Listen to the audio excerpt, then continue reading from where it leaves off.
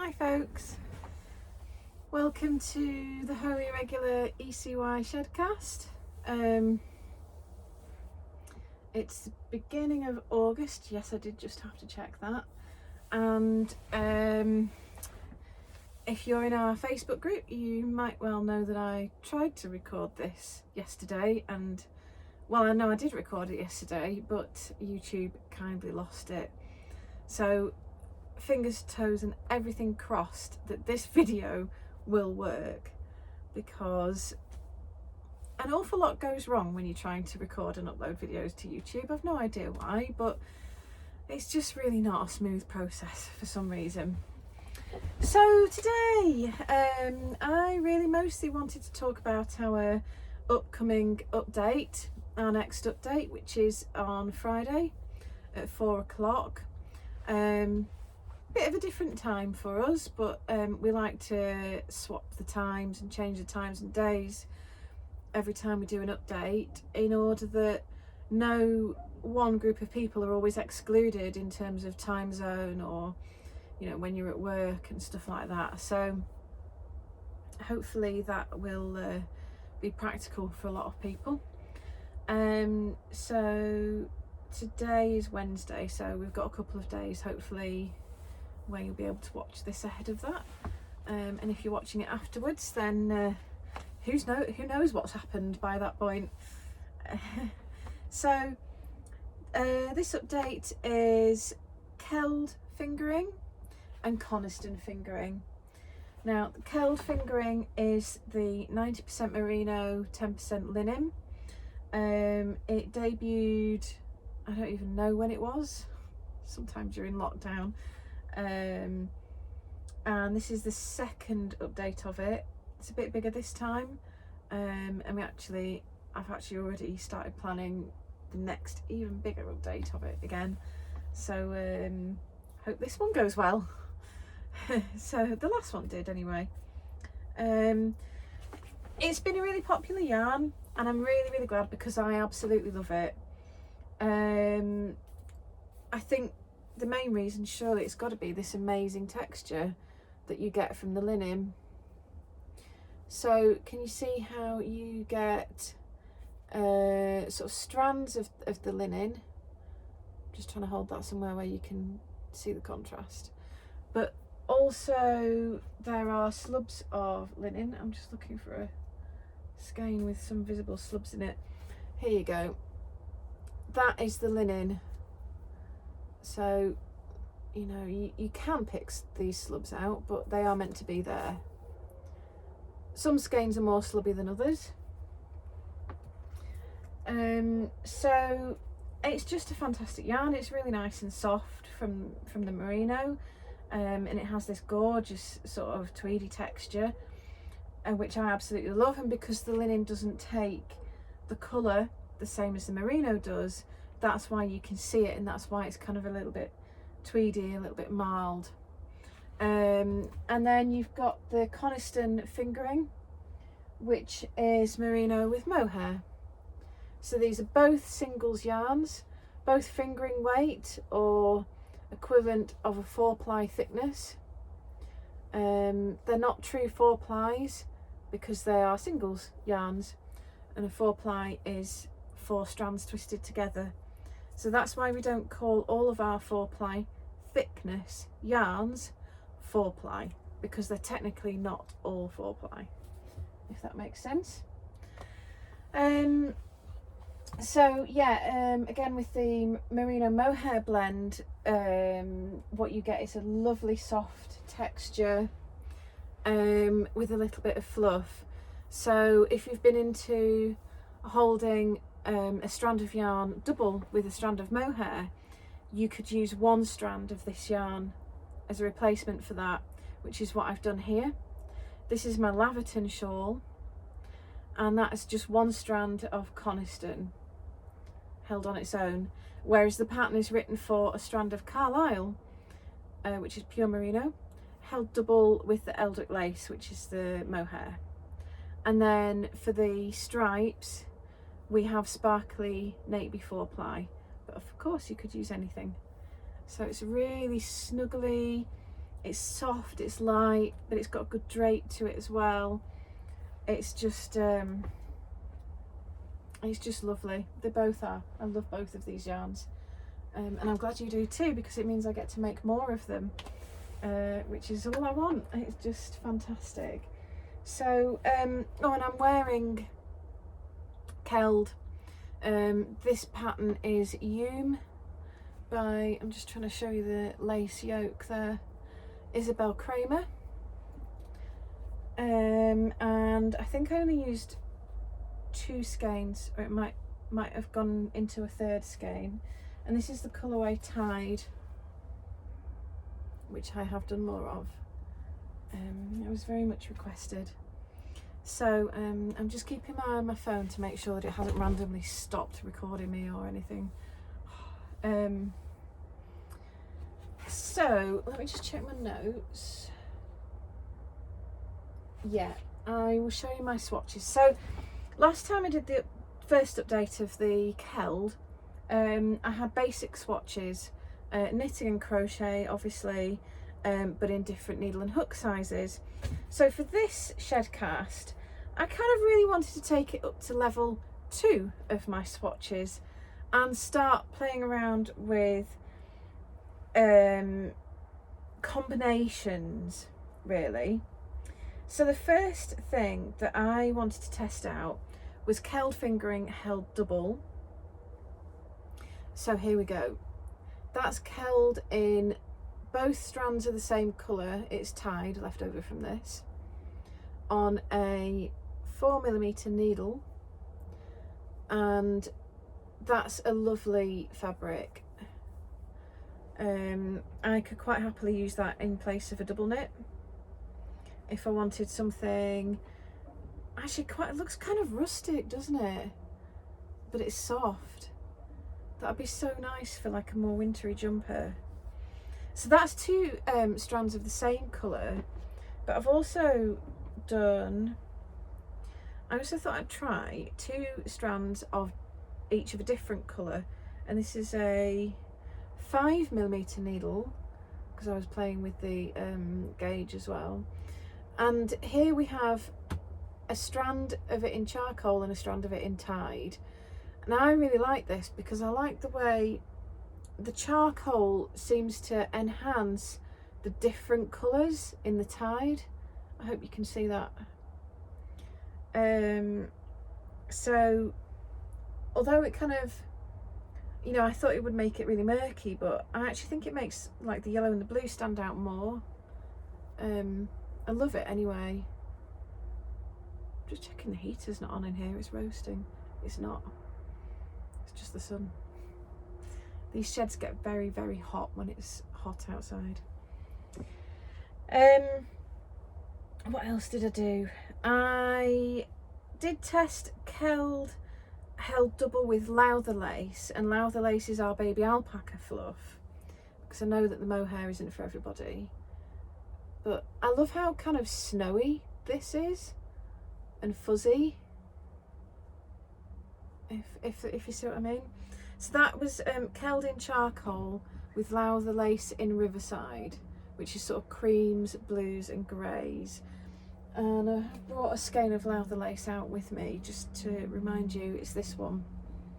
I think it looks a bit understated in the photos because it's quite matte, you know, it's not glossy, it's not shiny, it's not sort of exotic looking, but honestly it's absolutely gorgeous to work with, and it creates such a nice fabric. So that's those 2 held double, and that is on a just trying to tell, it's hard to tell with the fuzz, 4mm needle. It's either 4 or a 4.5 hook.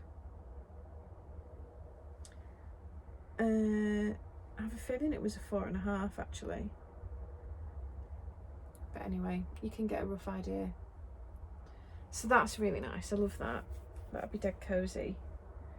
Then I tried, because of doing these 2 together in one update, I thought actually what about trying using the 2 textures together, and starting to sort of play with texture as well as colour. You know, I tend to do a lot on colour but not so much on texture, so I've made a start with that. So this is Keld fingering in charcoal and Coniston in thunder, and they're just stripes. It's just 2 row stripes.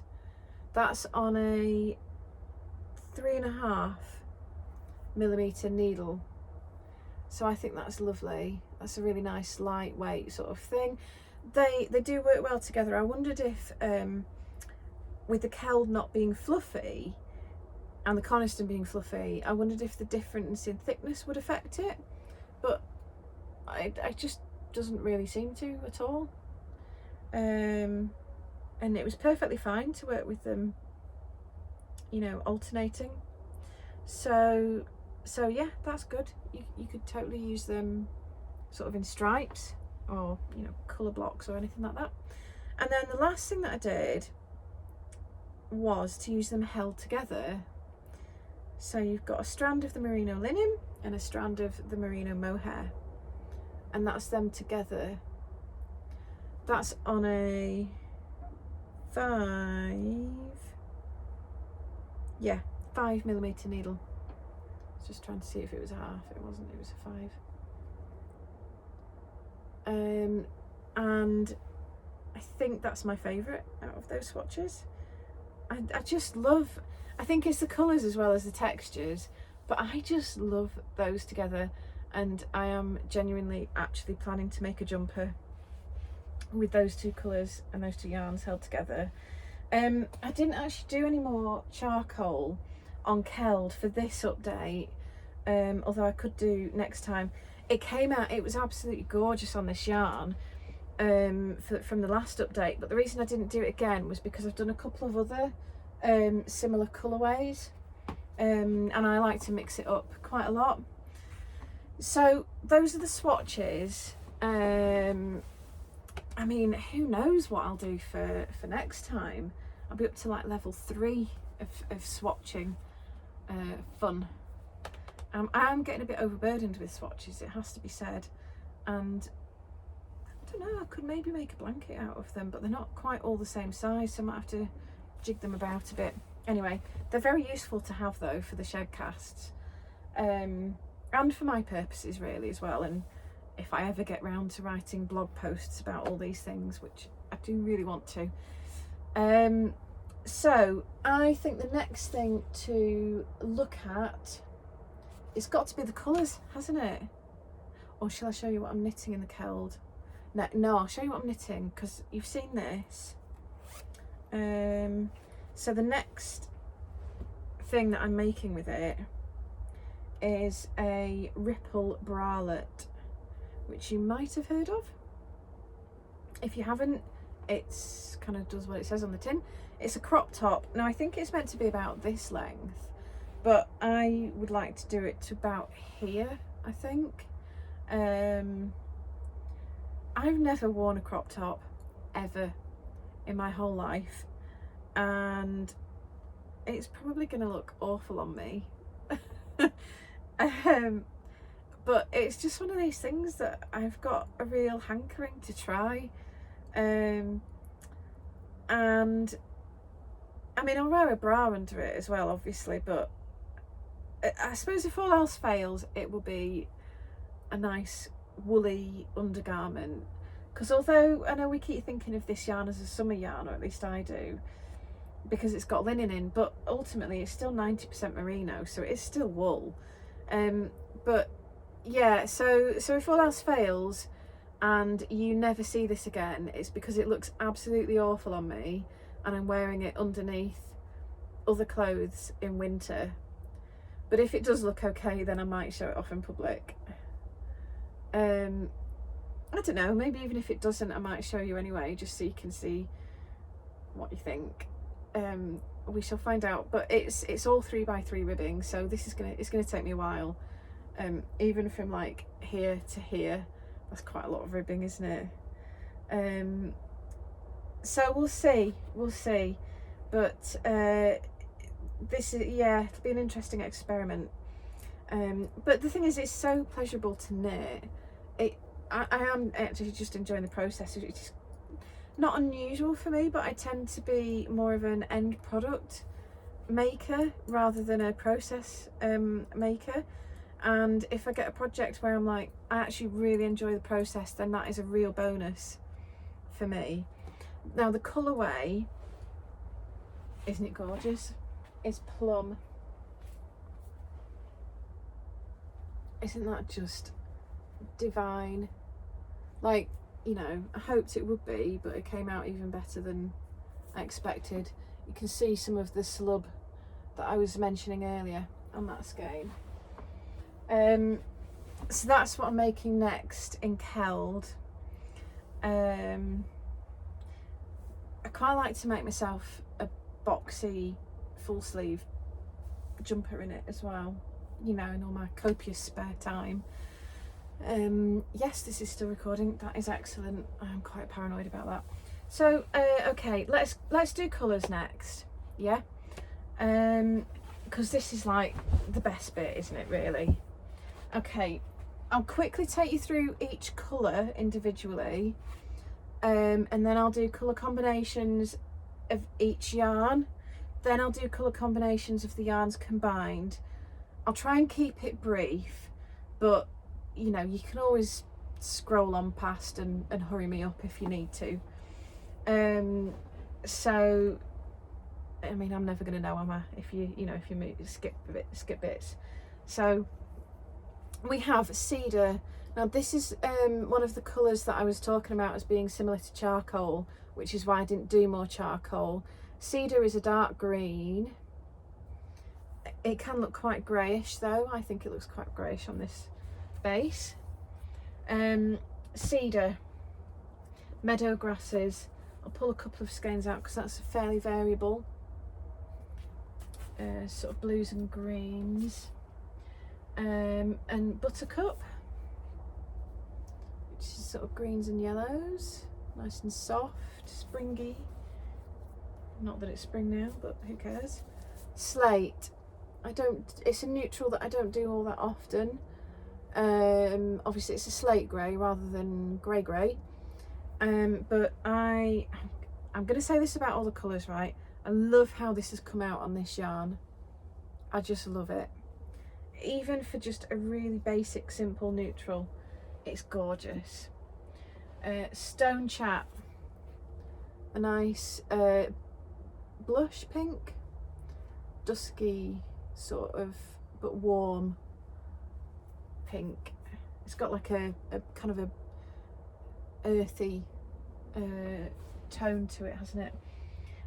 Allium. Allium is a blend of dusky pinks, purples and browns.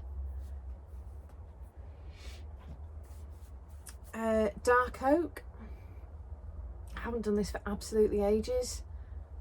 No idea why, because it is gorgeous. But I mean, if you're gonna bring a colour back after ages and test it on a yarn, this is the yarn to test it on, isn't it? Because that's just, well, maybe you don't agree, but I think that is stunning. I just love that colour. And then let's go here. This is a Cottage Original. And for those who don't know, Cottage Originals are one-of-a-kind batches which may or may not ever be repeated again. They tend to be the results of experiments, or just like, I really fancy doing this thing, but I've no idea if it'll sell, so I'll just try it and see what the response is like. That's what this was.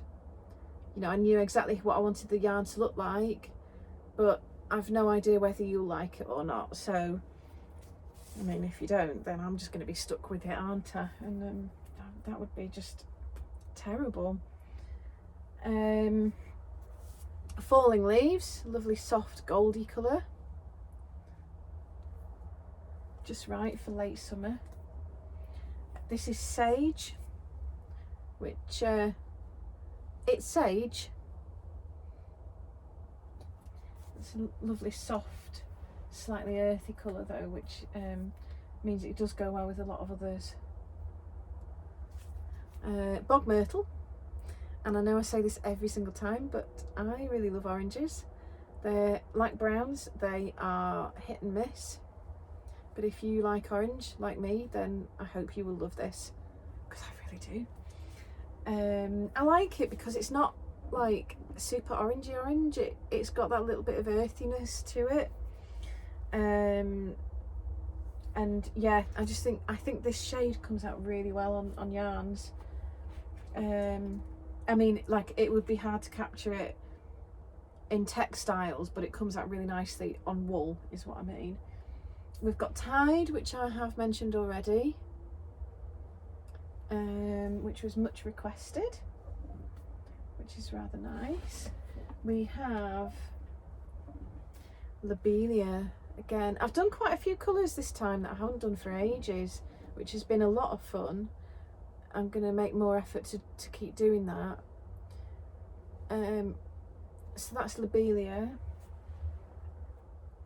Then we have Oak.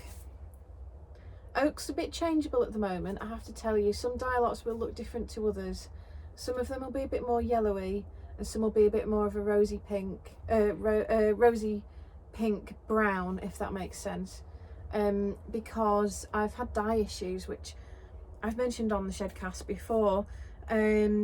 What happens is I use dyes that are mixed from big pots of powder pigment, and they come in, I mean, they're produced in huge batches, but I get like 1 or 2 pots at a time because they last forever. But every now and then these pigment dyes randomly change, like it's a different dye lot type thing. And so the last couple that changed were the brown and black dye. And I use them in so many of my recipes. I don't know whether that's apparent or not, but I do. So yeah, because I have like, I don't know, a couple hundred or more recipes, and they're all made from, I think, maybe six powder pigments. So if one of those powders changes randomly, then that can affect like 150 recipes or more. And I've tried fighting it. By that I mean I've tried to use the new colours to replicate it, like accurately replicate how they've always been, you know, to bring them back to how they are. But it's really hard doing that, especially with something complex like brown. Brown is a complex shade. There's a lot going on.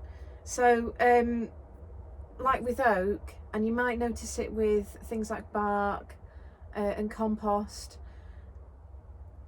I've spent ages tearing my hair out about this and come to the conclusion that I'm gonna have to accept that this colour, it's changing. It's hand-dyed yarn. I mean, you know, it is subject to change from skein to skein, let alone batch to batch, and then year to year. But in my head I'm kind of like, oh, it doesn't match. But anyway, so that's the very long story as to why Oak and other similar colours, you might notice them changing over, well, any length of time, because these dyes can change at any time.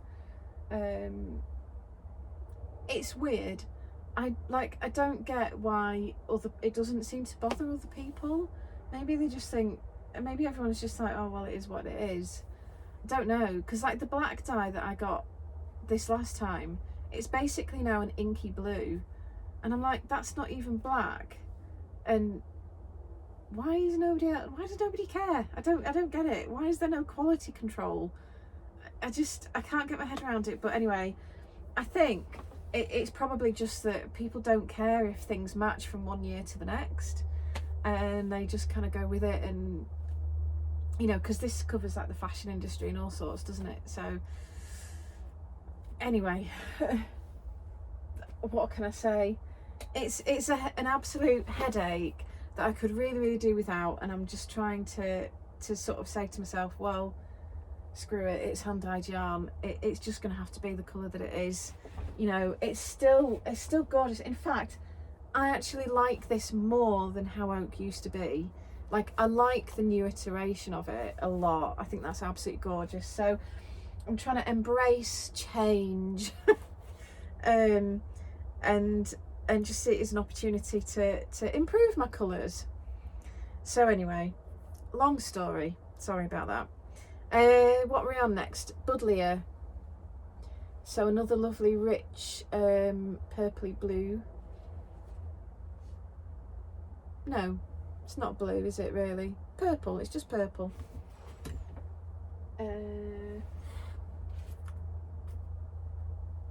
Tan. Lovely denim. Yeah, just about, isn't it? Denim blue.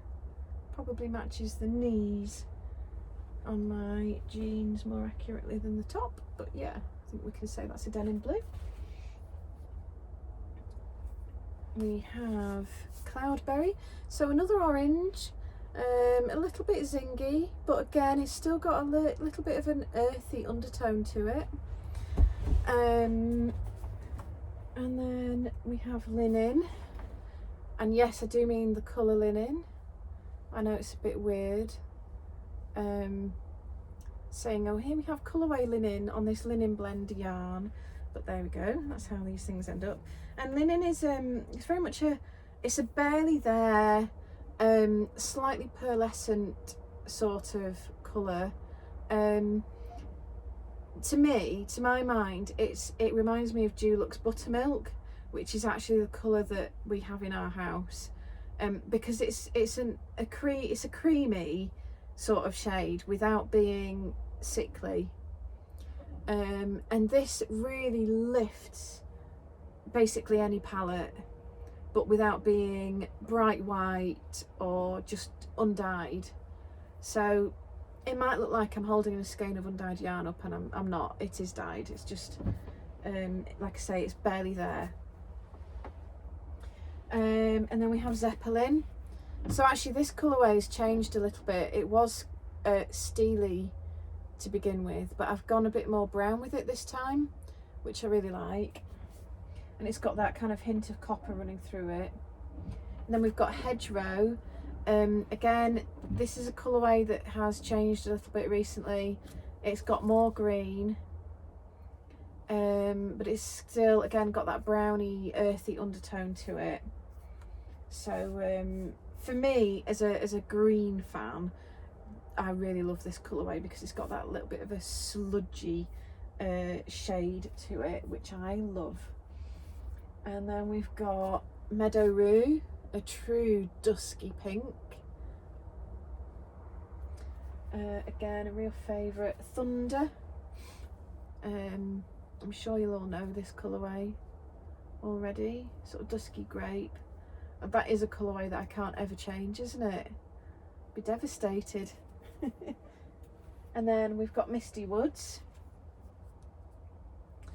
I mean, that's an ECY classic. Been doing this colour for years. This actually hasn't changed a huge amount over the years.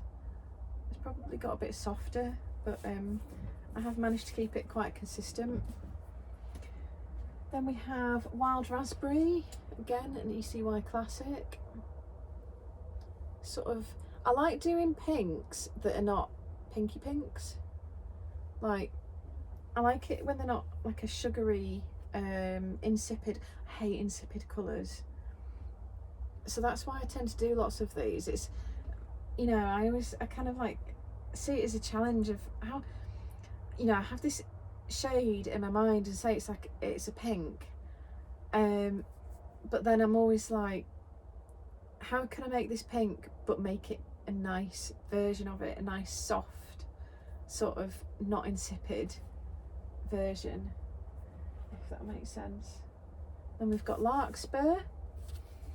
Now I always think that this is going to be really garish. When it's in the dye pot, it looks quite horribly bright, but then once the yarn's dry, it's actually a lovely colour. I'm just holding it here so that you can hopefully see it properly. And then we have Heathered Crags. So again, this is one of the ones that's similar to charcoal and why I didn't do charcoal again. And it's got this sort of pink running through it.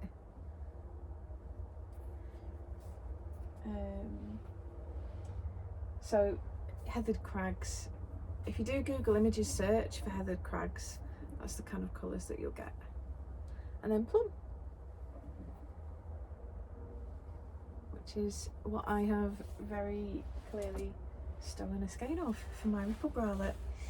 I'm really enjoying knitting with that. I haven't done plum for ages either, so yeah, I'll definitely be doing that again soon. I think I've already said that, haven't I? I don't know if I'm repeating myself.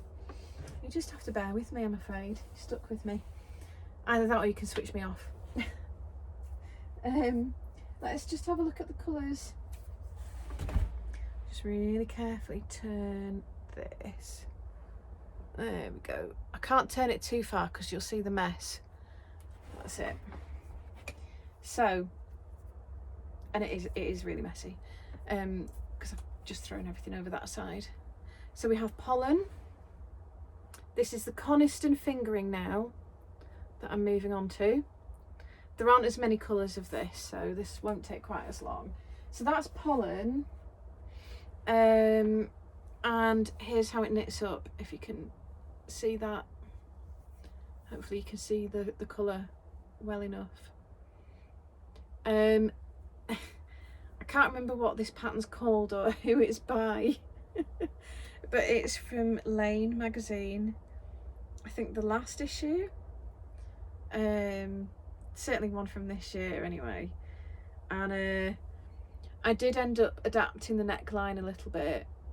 It was meant to be about here, but that was like really wide on me and I didn't like it because I'm really funny about necklines and many other things. So I picked up around the cast on edge and knitted a whole load more, and then I did is that an I-cord cast off? Yeah, it's an I-cord cast off to get a bit of structure around the neck. So it's far too warm to wear this today, but it would look great with my dungarees actually.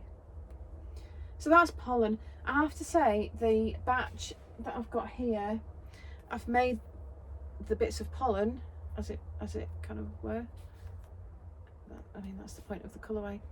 I've made those bits a bit more contrasty, a bit more obvious, hopefully, so that you can see the little pops of colour. We have Pennine Mist. So this is another denim blue, well, grey blue. It's, as you can see, it's lighter than denim. One thing I would say is that because of the mohair content in this yarn, you tend to find that the colours look lighter, and it's because the yarn is reflecting more light. Mohair is what's called a luster fibre, as are things like Teeswater and Blueface Leicester, and they reflect a lot of light. So this same colourway would look much darker on something matte like Oakworth 4-ply or double knit, for example. So it does look quite light, and it's mostly because it's reflecting quite a lot of light. So yeah, Pennine Mist. This is an old colourway as well. This is so named because when I started the business, I lived in a cottage overlooking the Pennines in the Eden Valley, hence the name Eden Cottage Yarns. So I did quite a lot, you know, sort of inspired by the Pennines and that kind of thing. So that's where that comes from. That's Pennine Mist. We also have Autumn Hydrangea with these little splooshes of colour. So this is directly inspired by a hydrangea that I did have in the garden. It's actually gone to a neighbour now, which is a rather happy story. And in autumn the petals would turn this colour, and then around the edges, of course, they go brown and gold, don't they, as they sort of dry up and die off. And I think that that's when a hydrangea is at its most interesting, really, because you get all these different colours, and it starts to get a bit textured as well. So that's autumn hydrangea. I have quite a lot of hydrangea related colourways actually, but that's the autumn one. We have stone crop, which is that lovely blush pink but pale, just soft and kind of soothing. Another, I'm just trying to pick out a skein without causing an avalanche.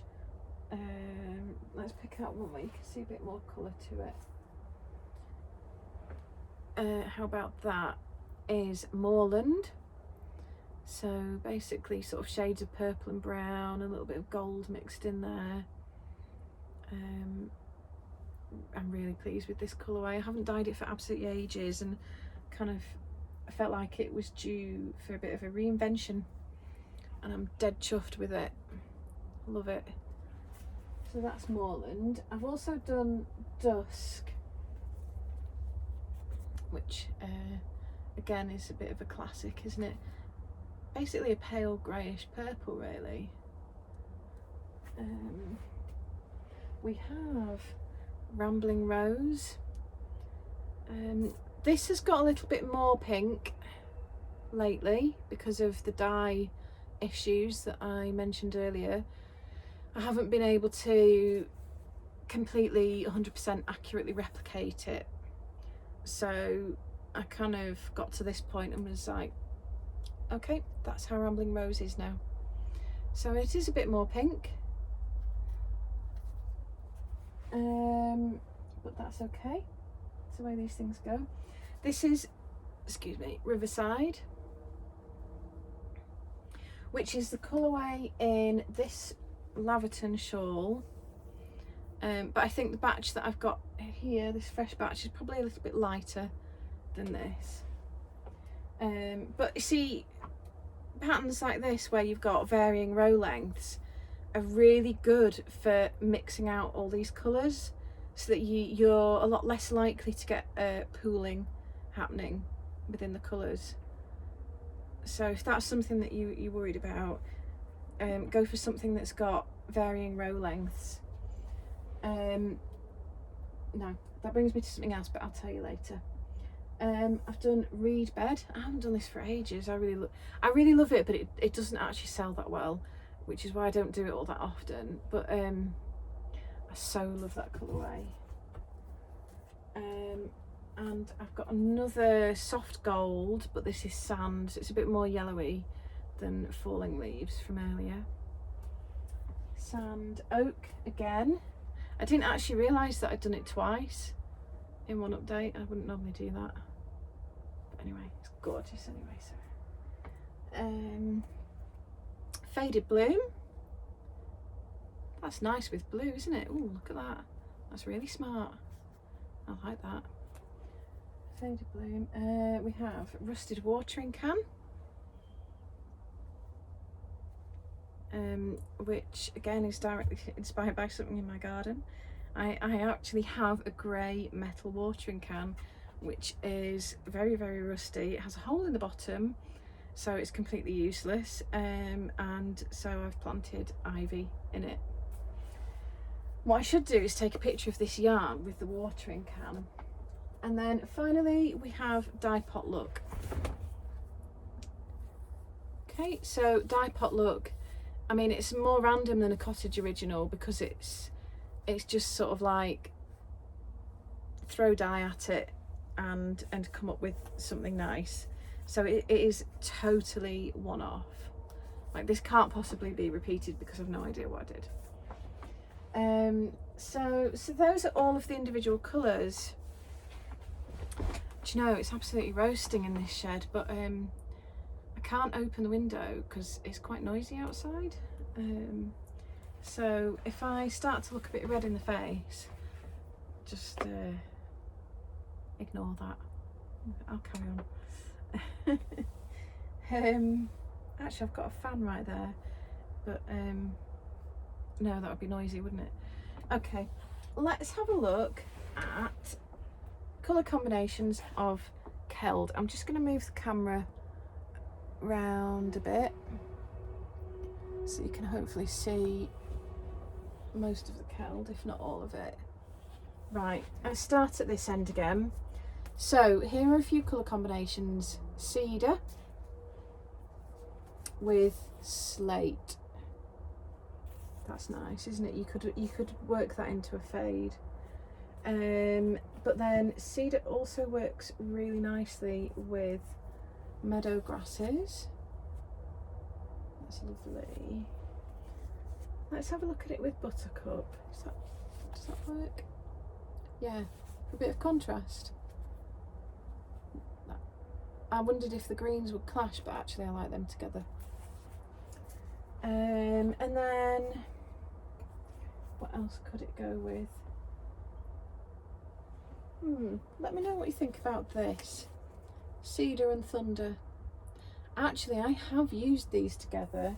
In fact, I've used these three together in something else entirely, and it does look good. So yeah, that's cedar and thunder. What about misty woods? Oh yes, lovely. Let's have a look at hedgerow. Actually, I didn't think that they would work together, but they do. I think the cedar just basically goes with everything.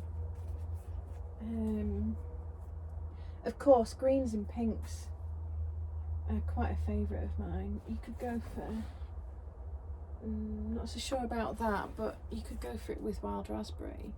But there's some better green and pink combinations that you could do. Okay, because there's sage as well. So again, cedar and sage. So greens and pinks. So what about sage, hedgerow, and wild raspberry? Ooh, you could have those plus meadow rue. Let's have a look at the linen. Can you see how linen really lifts that palette?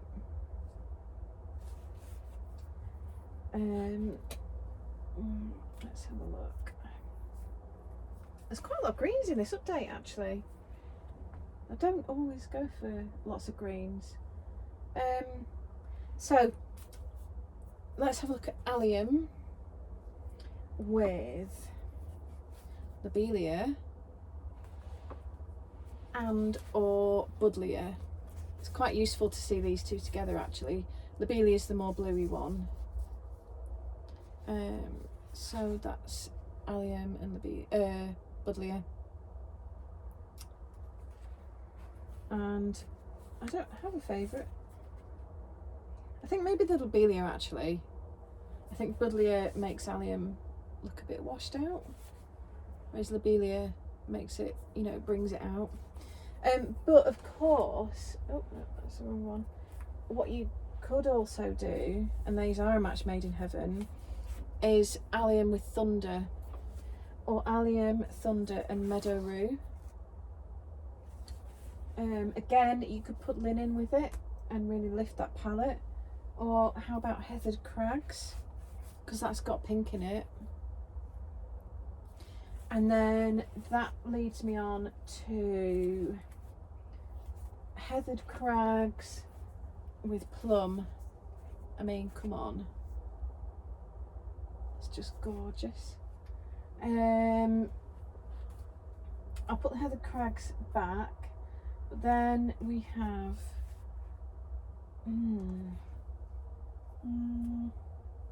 yeah, larkspur with plum. That, yeah, I like that. I like the way it glows. Let's have a look.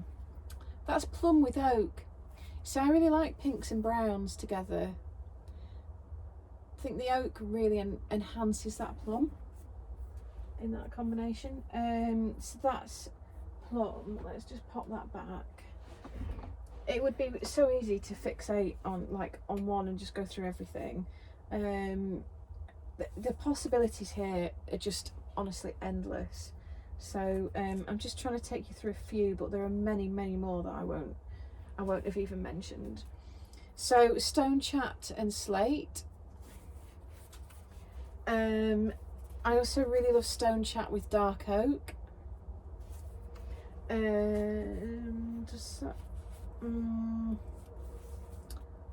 That's Stone Chat, Bog Myrtle and Oak, but actually that would be better, wouldn't it, with Cloudberry. And Cloudberry goes really especially well with linen. They really enhance each other. So that's Cloudberry, and then we've got like Zeppelin, which, so you could put it with Oak for a low contrast, you know, if that's going into a fade, and then Dark Oak, those together. Oh, and you could add Falling Leaves, which brings out the contrast colouring in Zeppelin. So that's Falling Leaves, Zeppelin, Oak and Dark Oak. Oh, that is lovely, isn't it? And then what else have we got? So we've got Oak and Tarn, which is just so love these together. You could do Oak, well, you could do the three together. I was going to say you could do Oak and Dark Oak and Tarn. Those three together are lovely. I haven't looked at Tide, have I? Bit of contrast there, Dark Oak and Tide. Let's put the Dark Oak back. So Tide, I mean, Tide goes well with Slate. What about, let's put that back. Oh, well, actually no, that would work as well. So Tide, Slate, and then the Cottage Original. So I like that because I like the pops of pink against these two. And of course the base colour works really well with the Slate and Tide. So I really like those together. That's very cool. Is there anything that I haven't looked at really? No, I think I've covered all of these colourways. I did say about green and pink, didn't I? That's because I've got a little bit of a thing for Meadow Rue with Hedgerow. Although now I'm thinking, what about Hedgerow and Stone Chat? Because they've both got earthy undertones. They've got a bit of warmth to them, which means that they do work together. But I think I probably prefer the contrast of those two. I don't know, actually. Oh, that's a tough choice. No, maybe it might be those two. Let me know what you think anyway. Because we all like different things, don't we? Of course, there is also, yes, Sage and Meadow Rue. Yes, definitely. Love those two together. What about those two with linen? Oh, beautiful. Or maybe you don't think so? I don't know. You know, it's all subjective, isn't it? So that's that lot. I hope I've given you lots of ideas. I might possibly have made it worse. If you're struggling, what I would say, and this applies to any sort of situation where you're trying to choose colours, pick one to fixate on. So pick the one that really screams at you. So say you've got your heart set on this, stick with it. Don't be swayed from it. If that's what's shouted at you first, then stick with that. Cling on to that and then go, right, what am I going to put with it? And then you sort of thinking, do you want lots of contrast? Do you want low contrast? Well, that informs your next level of decision making, doesn't it? And other things like, what would you wear it with? Are you looking for something sort of that you're going to wear all winter with lots of different colours, or maybe you don't care that, and you know, maybe it's just like, I just have to make something with that yarn. I don't care what colour it is in terms of how it relates to the rest of my wardrobe. I'm just going to wear it, and if it clashes, so be it. I do that a lot. You know, there's nothing to say that you have to wear certain colours together or anything like that. It just might be part of your decision making process, and I'm just sort of suggesting ways to make that process easier if you need help. Anyway, so that's how I do it. I tend to go, I love this, I have to make something with it, and I want it to be all green, or like I want it to be lots of different colours, or actually I want it to be, I want it to be monochrome. So yeah, I hope that helps and doesn't actually make things worse. Let's have a look. I'll just adjust the camera again a little bit, if I can do it without knocking it over. Whee, sorry. Right, okay, that's a bit more central. So okay, I will try and keep it brief, because I don't want to bore you to death, although it can always turn me off. So let's have a look at a few colour combinations with the two yarns together. This is just going on the basis that you might hold them together, you might hold them double, because honestly, if I start doing colour combinations for like stripes and all different things, we are gonna be here till tomorrow, and my phone definitely doesn't have that much memory. So let's say we've got pollen, and we really love pollen. What could we pair that with? So if you're holding yarns together, I always think go fairly low contrast, maybe a little bit, but I think if you go high contrast, you can end up with them basically screaming at each other, and that's, in my opinion, that's not good. But for this, so you could hold that double with, say, Tide, and there's a bit of yellow in the Tide, which would bring out the yellow in the pollen. The grey base is going to go nicely with the turquoise. They're not going to shout at each other. Let's have a look at slate. Now this is obviously much lower contrast again.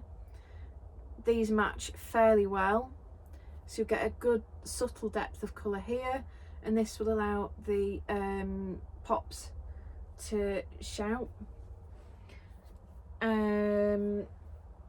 You could go darker and go with cedar. So again, the cedar would allow these, oh, if you can see that, yellow pops to speak for themselves as such. I don't know what the phrase is there. But then this goes well with this. So they would blend nicely. And don't forget that if you mix a dark colour with a light colour, you're going to get an overall effect of it being a bit in between. That, I know it sounds obvious, but it's really tempting to look at these and think, well, it would be dark green, and kind of forget that actually this is going to make the whole thing look a bit lighter. So that's pollen. Let's just move on to something else. So we could do Pennine Mist. Now this is quite an easy one. Pennine Mist goes well with slate for low contrast. You could use it with meadow grasses, and get this green coming through. You could go quite low contrast and go with the tarn. The tarn would give the whole thing an overall kind of more of a blue appearance, but this would lighten the tarn a little bit too. I missed, what else would you go with? Just having a look. I wouldn't put it with Tide personally. I think the colours, I don't know, maybe if they're being held together, maybe you would, because the colours sort of, you see, the Tide makes the Pennine Mist look a bit washed out, but actually held together, that could work. Let's stop with the Pennine Mist for now, and then let's have a look at Riverside. again, Riverside goes well with meadow grasses. You'd get a lovely light, that would be really pretty actually. Tarn, yeah, definitely goes with tarn. Again, don't forget that this will make that look lighter. I wonder whether it would work with thunder. Ooh, that could be really pretty actually. Yeah, I'd be tempted to try those. And again, tide. Let's have a look in this basket here, because we've got quite a few colours that go together. Where are we? So here we've got moorland, dusk, stonecrop and autumn hydrangea. Obviously they all go nicely together just on that base alone. So we've got these 4. Let's just plonk them there. Now they go well with allium, thunder, meadow rue, actually, and wild raspberry. So if I have those 4 there, any of those 4 would go beautifully, and actually plum as well with any of these. So you could do like autumn hydrangea with allium, or with thunder, with meadow rue, yes, wild raspberry, yep, and plum. And don't forget, of course, the buddleia. They're really nice as well. And then we've got stonecrop. So again, allium, thunder, wild raspberry, meadow rue. Let me just check. Oh yeah, meadow rue, lovely. Plum. So don't forget, the stonecrop would make this look quite a bit lighter, but I think that would be really pretty. Buddleia. And then we have Coniston in dusk. I've got all the Coniston in my left hand here, by the way, and the Keld on my right. So Coniston in dusk. So let's go again. We've got allium, thunder. I mean, that's just a match made in heaven. Meadow rue, wild raspberry, buddleia, and actually for this one, lobelia works really beautifully, and then plum again. So, and then should we do this last one that I've just got here? We have moorland. So moorland with allium, because they've both got these dusky purples and browns in. Let's have a look at it with wild raspberry. Yep, that works. It definitely, absolutely 100% works with thunder, because the purples are matching in those 2 colourways. Meadow rue. Oh, these are just gorgeous. Oh, I love these yarns so much. Plum. Buddleia. Not sure about that. I think the buddleia washes out the moorland, so I probably wouldn't use buddleia. Let's pop that back. Oh, but then look at lobelia. Now, you see, I think lobelia does wash out moorland a bit as well, but if they were held together, it could actually, I think they could probably enhance each other. So I'll pop that back, well, these back, otherwise I'm going to get even more disorganised. And then moorland, I'm just wondering, with it having brown in it, whether it would work with oak.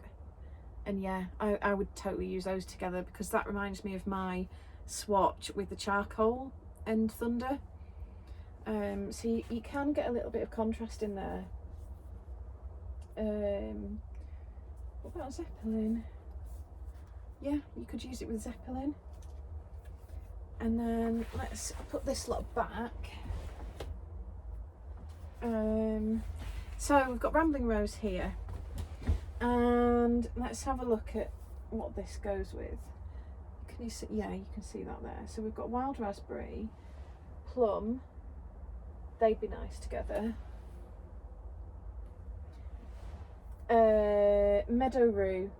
Now, I wouldn't use those two together because I think they're very similar in tone, but they actually slightly clash in hue.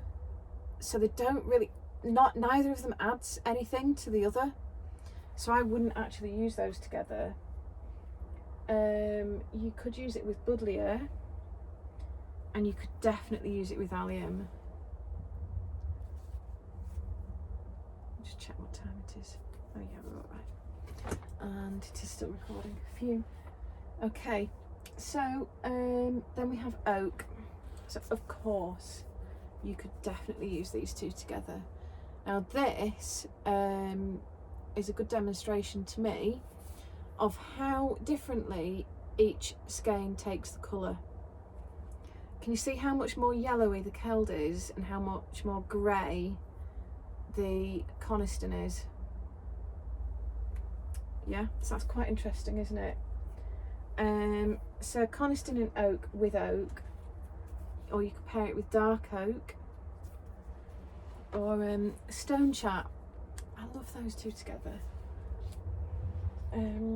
Zeppelin, yeah, that's lovely.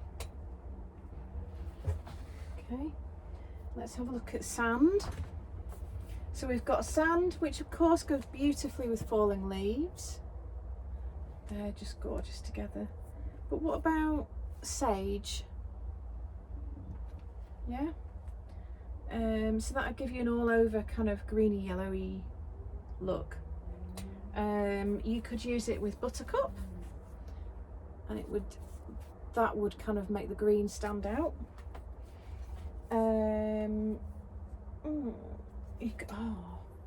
You could use it with linen. You get like a really lovely, soft, creamy, kind of late summer harvest fields kind of look, I think. I'm doing this all in my head, so you know. I'm just kind of imagining it, so I might be wrong, but anyway, let's get a different skein of that out, and then you can see the colours. So this is reed bed. Now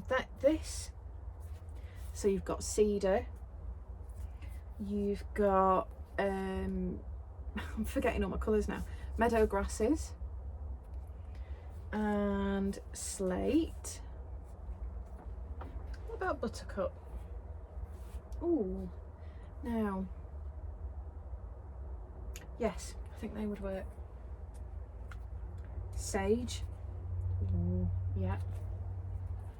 Oh, but what about hedgerow? Oh, so much green. And then misty woods. I'm not sure about misty wood. Oh no, yeah, misty woods. Misty woods is good. So that's reed bed. Let's have a look at rusted watering can. So the thing with this is it's got two quite contrasty colours, so you can basically either pick out one or the other and then let the other one pop or contrast or whatever. So like if you put it with slate, for example, these two are fairly similar, but then that's going to allow the rust to pop. So then if you put it with dark oak, these two are going to be similar, and then it's going to allow the grey to pop. So actually you'd be looking at an all over rusty sort of colour with patches of grey or mottled grey, rather than the other way round, if that makes sense. I hope that makes sense. You could go for something in between. So for example, falling leaves, that would work well with the rust, and you would be able to see the rust against the falling leaves, but also the grey and the falling leaves work well together too. So that might be really nice. And again with oak, that's lower contrast than falling leaves. but very, very pretty. And then Zeppelin. So again, low contrast. Let's have a look. The dye pot look, I would say the same as for Rusted Watering Can. And because all this, they're all dyed in one batch, but all of these skeins are slightly different. So that is gonna be more tricky to mix with. But you know, you've still got things like dark oak, which really brings out the other colours. If you can hear a funny noise, by the way, it's just started raining and I can hear it on the roof because obviously we're in a shed. So if you can hear the pitter patter of rain, you're not imagining it. That is real. And it is also still absolutely boiling in here. I'm very much looking forward to a bit of fresh air after I've done this. And then we have Faded Bloom. So let's have a look. Ooh, I'm liking that. So that's Faded Bloom Coniston with Keld in Allium. What about a Stone Chat? That's it with Stone Chat. And then I think Meadow Rue would be my other one. What about... Oh, now, look at that. So if you use these two together, you'd get... You're sort of looking at the level of contrast that you've got with this swatch, which was the Thunder and Charcoal. But look how the Faded Bloom picks out the pink in there. So I reckon they'd work beautifully together. Because I know they're not quite the same shade of pink, but I actually still think it would work. So let's pop that back. And don't forget you've got combinations of the Coniston too. Not going to go through all of them, but just as a reminder, there's things like Faded Bloom, Rambling Rose and Stone Crop. You've got Sand and Oak.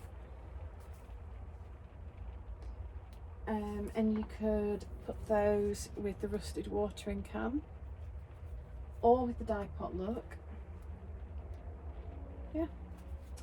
And then there's like Pennine Mist. They're not quite the same blue, those two. I probably wouldn't actually put those together because I think that blue clashes with that, makes that look really grey. But you could do Pennine Mist with Pollen. So yeah, although there's quite a lot fewer batches of that compared to that, there's still quite a lot to go at. So there's loads, there's just so much to work with here. And the thing is, like, these are only a couple of our yarns.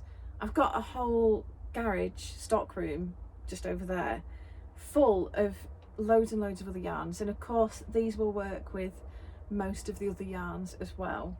So the possibilities really are endless, and I think it's really exciting. I don't know if I'm a bit sad, and I don't care, quite honestly, but I just find this all really exciting. It's just the creativity, it's fantastic. It really fires me up. I want to make all the things and just wear beautiful knitwear all the time, because that's the thing. I make things to wear, and I really do wear what I make. You know, this is driven by my love for handmade clothing, I think, rather than the process, which I touched on before. So for me, it's kind of like, it's just all the possibilities of the clothing, the end clothing, really. I do enjoy the process, you know, it's not that I don't, it's just that my goal is the clothing side, I think, rather than the process side. Anyway, whatever, it doesn't matter, does it? So I'm really excited to see what colour combinations you're going to go for, what you're going to make with these yarns. Did you stash some from the last update and you're planning to combine that with some of this from this update? You know, have you got other yarns in your stash that you want to play around with those combined with these maybe? One of the things that I love to make a lot is colour block jumpers. So I use Joji's boxy pattern, and I've basically butchered it now to the point where I have this machine knittable pattern, and I can do 4 or 5 colour stripes, and it's got the short row shaping. It doesn't have the knit and purl kind of ridges, but it has the short row shaping, and I've nailed it down to like the exact size that I like it, and all that kind of thing.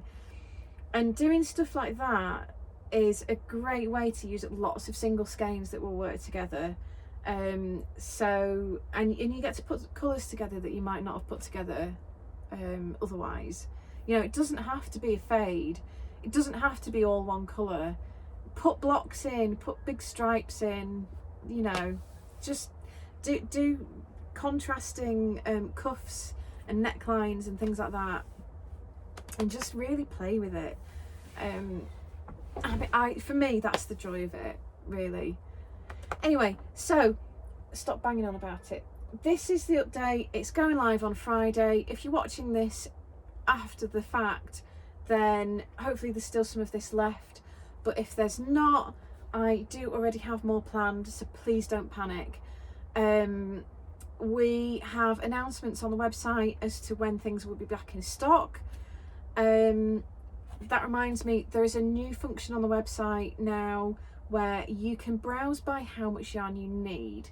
So if you go into the menu and you go on the yarn section, and you've got all the different categories, you will now see that there are headings for more than 3 skeins in stock, more than 4 skeins in stock, more than 5 skeins in stock, and I think we've done 6 and 7 as well.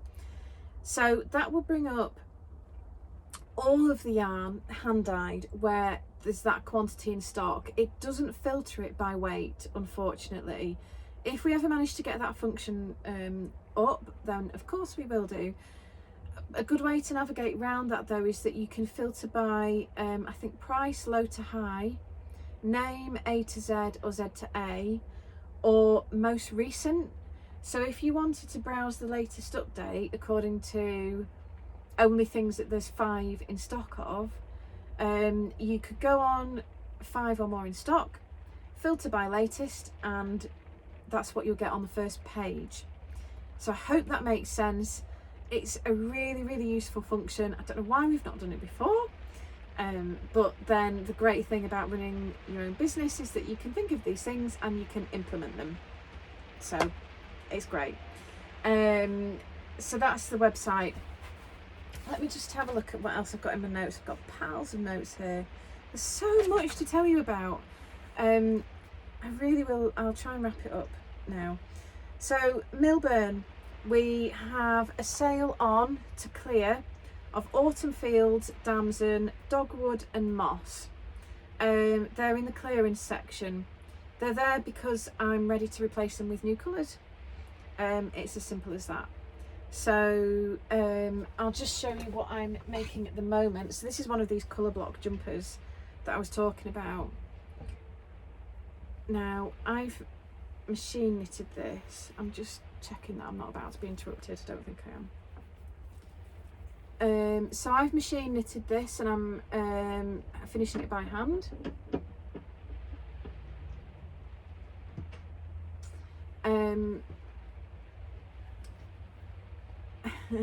Dave's just snuck past the window. Maybe one day we'll be able to get him in on the video. I told him not to interrupt me if he got home from work, but it's raining and I think he's just shut the dye shed door. Anyway, this is machine knitted and this is a big boxy jumper, my favourite. It'll be quite baggy because obviously I haven't blocked it yet. The hem is in Damson. and the sleeve cuffs, I can't decide whether to do compost or wicker. I think I might do compost. That seems like the most practical option, doesn't it? I think if I do wicker, I'll get them grubby. Because this is going to be an everyday, I wear these sweaters loads, it's going to be an everyday sort of thing. So yeah, and then for the neck, I'm really awkward about necks, as I mentioned. I like them to have structure. I hate it when they're, I just say that I'm wearing one, aren't I? But this seems to be an exception, probably because it's short sleeved. But usually I hate them when they're kind of like, you know, when they're like that. So I very often now do an I-cord edging around a neck. And then the other thing that you can do if you need to tighten your neck up is get a crochet hook and do a row of slip stitch all the way around the inside of the neck, and it tightens it up and it won't stretch. The slip stitch doesn't stretch. So anyway, so the point is that that's Damson and it's on sale to clear. So if you like that purple, get it now. I hate saying that. It's like really salesy, isn't it? But you know, that is what's happening. So if you like it, get it while it's still in stock, because that will be discontinued once it's sold out. So that's the Milburn. Right, next, stash boxes. You might be aware that the club has finished, and the reason for that is that I wanted to focus on our quarterly-ish seasonal boxes. We've done festive ones for a few years in a row now. We did spooky ones in sort of roughly October last year, which was loads of fun. They were awesome. And we did the spring one this year as well, didn't we? It seems so long ago. Excuse me. So this time we're on, super secret summer stash boxes. And these are due to ship in late August. They include 2 skeins of Carlisle fingering, which is the pure merino, so no sort of mohair or anything like that. They are hand dyed in colourways that are totally one-off and exclusive to this box. I'm not going to spoil the surprise, but all I'll say is that I'm not going to spring anything unusual on you. Like, I'm not going to suddenly send out neon or something like that. So if you generally like our colours, I'm sure you will love what I'm dyeing for you for these stash boxes. The main colour is in the dye pots right this minute. So that's the stash boxes. They also, we love to put loads of other bits in as well. Well, not loads, but other bits in as well. So there's a pouch of tea from Birdhouse Tea. They're based in Sheffield. There's another thing, which I'm not going to tell you what it is, because it's something we've not done before and it's really nice. And that's from another Yorkshire-based company, who it turns out know the people that own Birdhouse, which was all a bit, you know, anyway, so that's exciting. And then you get a pattern, so you can choose either knitting or crochet. The knitting pattern is mine. I'm not sure whether I'm meant to tell you what the pattern is or not. I know somebody has asked, but I can't remember whether it's in the product listing, so I won't say anything. It might be in the product listing. But they are both shawls, I'll tell you that. 2 colour shawls. So the knitting pattern is by me, and then the crochet pattern is by the Crochet Project. So you can choose whichever you prefer. So that's the stash boxes. We've already sold quite a few. They're live on the website now. So hopefully they're still in stock by the time you're watching this, if you're interested. And if not, then what I would say is look out for the next seasonal box that we do, which at this point will be a spooky one. Yay. Right, next new thing. The Shawl Project Book 5 is now in stock. So this is all crochet from the Crochet Project. Book 5 focuses on lace weight yarn, and it's gorgeous. Of course it is, that's why we stock them. So that's in stock now, and that means that our next update is going to be Titus lace, which is the merino silk, but also I have done a whole load of Hayton double knit as well. That's the merino cashmere nylon double knit. It's our most popular double knit, to be honest. It's gorgeous and smushy and lovely. So they are coming up in an update next week. Now I know that that's close to these, but they are totally different yarns, so I hope that that kind of doesn't get in the way. And the reason for that is that we'll be closed the week after. So it made sense to just pop that lace and hate and double knit in before we close, because that gives us time to post the orders. So they're immediately upcoming, and then slightly more longer term upcoming, we've obviously, as I've said, already got more Keld. If this Coniston sort of flies out off the shelves, then I'll do a whole load more of that as well, because I love it, and why not. But yeah, definitely planned is more Keld. That's already underway. Where I've got more Keswick, both the fingering and the double knit. Again, that's definitely happening. I have it in the dye shed ready. So that'll be coming up, you know, as soon as possible, really. And then we're going to have a bumper Titus 4-ply update. It's been ages since we've done Titus 4-ply. That's not deliberate. None of this really is. It's basically deliberate. We just kind of, for me, I'm winging it. I'm always winging it, okay? So although we do have a schedule, it's basically like, oh, what should we do next? Oh, we better do this. When do we want it? ASAP. Okay. When do we think we can have it ready for? Then. Okay, let's aim for then. That's it. So yeah, bumper update of Titus 4-ply will be coming hopefully this month. I don't see any reason why it shouldn't be, unless there's some sort of horrible delay. Who knows? After this year, anything could happen. So Keld, Keswick and Titus are upcoming. Keld Coniston this week, and Titus lace and hate and double knit next week. Closed from the 15th, so orders placed between then and where are we? The 23rd. Will ship realistically on the 25th.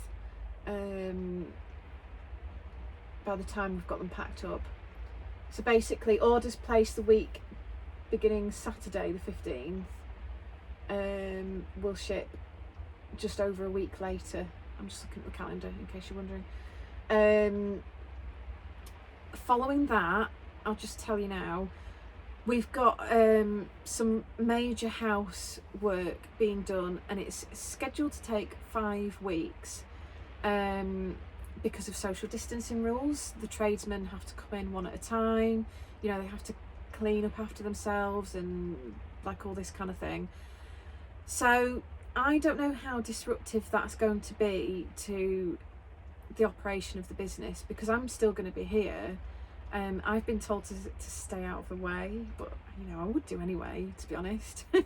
So I'm planning to hide in the dye shed with the kettle and the microwave, and hopefully just be self-sufficient in there during the days whilst they're here.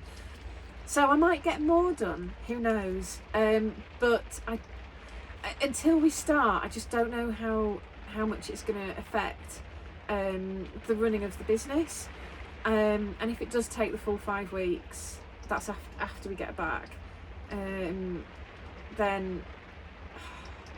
I just don't know what to expect, to be honest. So just maybe be aware that for the rest of August and pretty much all of September, I don't know if orders will take longer to ship. I don't know how much I will be able to produce. I don't know if it will disrupt things like me doing the shed cast and photography and stuff. In theory, I don't see why it should, but you know, when you've got tradesmen in, you just don't know, do you? Sometimes even if you're not interacting with them, it still can be really disruptive. And certainly the water is going to have to be off. I've no idea how long for. The electric, again, will be off. I've no idea how long for. because it's the kitchen, downstairs bathroom and stuff that's all being done.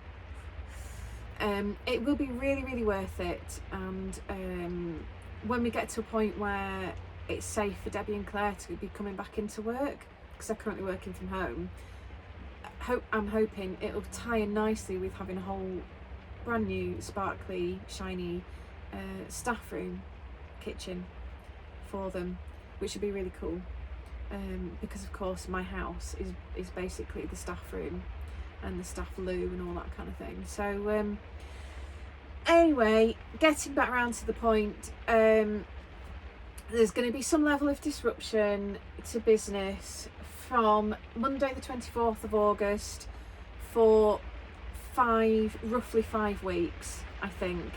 I don't really know any more than that, but I will, I'll let you know, and I might just be hiding in here recording videos the entire time, who knows. So I think we've covered absolutely everything. This is my longest Shedcast ever. My battery hasn't cut out, my phone hasn't randomly stopped recording, and I really hope that this all saves okay and uploads to YouTube okay, because I really don't think I can cope with any more issues on that front. I think something will go out through a window if I have any more problems. So yeah, I will see you next time. I don't know if you can hear, but it's absolutely pouring down now and it's still really warm, so I'm gonna have to run back into the house to go to the loo and get my cup of tea. And thank you for watching. I really, really appreciate the fact that you're here, and all the comments, and kind of subscribing and sharing and all that kind of thing. It's all really, really appreciated. When I started this business, I've probably said this before, but who would ever have imagined when I started 9 years ago that we'd have to get through a pandemic? You just, you don't start a business with contingency plans for that kind of thing. So, and every day on the news, I mean, I only listen to the radio, but on the news they keep saying about businesses closing and redundancies and all that kind of thing, and we're still here and we still have jobs, and I just, I can't believe it, that it blows my mind that somehow this is still here, it's still going, we're still working, and people still want my yarn. So just sorry to gush, but it has to be done. I'm really, really grateful, and thank you so very much for the support. It really does mean the world to all of us. Myself, Laura, David, Debbie and Claire, we have this little thing and we love it very, very dearly. So thank you. Okay, I'll stop gushing now. I won't do it again. I shall see you next time. Thank you for watching. Bye.